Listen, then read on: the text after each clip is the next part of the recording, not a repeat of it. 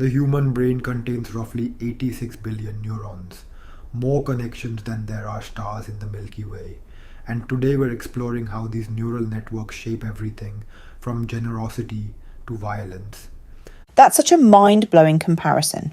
And what's fascinating is how poets, like Emily Dickinson, seem to grasp this incredible complexity long before we had the technology to study it.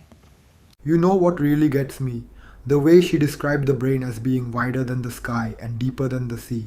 She was essentially describing what neuroscientists are now mapping with fMRI machines. Well, speaking of those fMRI studies, the findings about generosity are pretty remarkable. How our pleasure centres actually light up more when we're giving than receiving. That really challenges the whole humans are naturally selfish narrative, doesn't it? The research showed that even anonymous giving triggers these reward responses in the brain.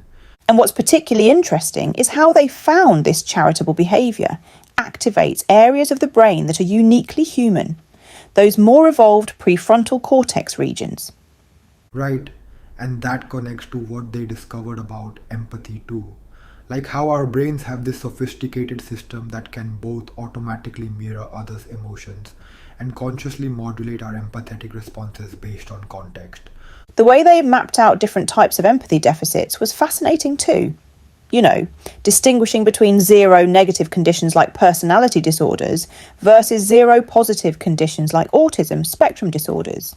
Speaking of brain differences, what really caught my attention was the research on creativity.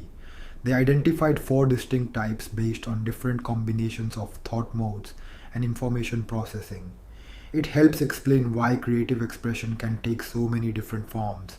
Oh yeah, and the way they linked spontaneous emotional creativity to artistic expression, that really explains why so many artists report feeling like their creativity comes from somewhere beyond conscious control. And get this, they found that creative drive is connected to the same dopamine systems involved in various mental health conditions. It's no wonder so many artists have worried that getting psychological help might dampen their creativity. But the research suggests that's not necessarily true, right? Understanding the neurobiology doesn't diminish creativity. If anything, it helps us better support creative people while addressing mental health concerns. Exactly. And you know what else is fascinating? The research on parenting showing how both mothers and fathers undergo significant neurobiological changes even before their babies are born. Nature literally rewires their brains for parenthood. The findings about oxytocin's role in both parents were pretty incredible.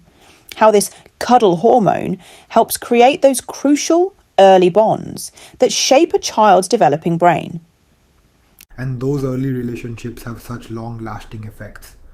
The research showed that about 40% of the general population shows insecure attachment patterns that can lead to adjustment problems later in life. So what do you make of the violence research? The way they distinguish between impulsive and premeditated violence through brain imaging seems to raise some pretty complex questions about criminal responsibility.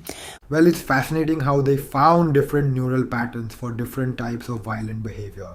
But they're careful to note that while brain dysfunction can contribute to violence, social factors still play a crucial role.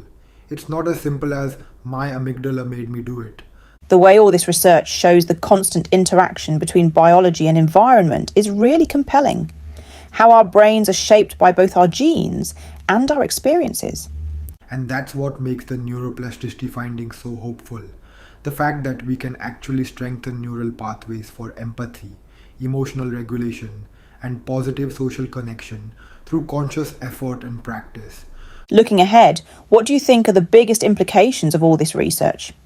I think the most profound impact is how it's bridging these long-standing divides between nature and nurture, between biology and psychology, between science and human experience.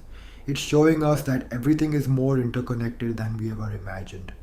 That really brings us full circle to Emily Dickinson's poem, how she intuited these connections long before we had the scientific tools to prove them. Exactly. And as neuroscience continues to advance, I think we'll keep finding that understanding that the biology of human experience doesn't reduce its mystery. It actually reveals even more layers of complexity and wonder.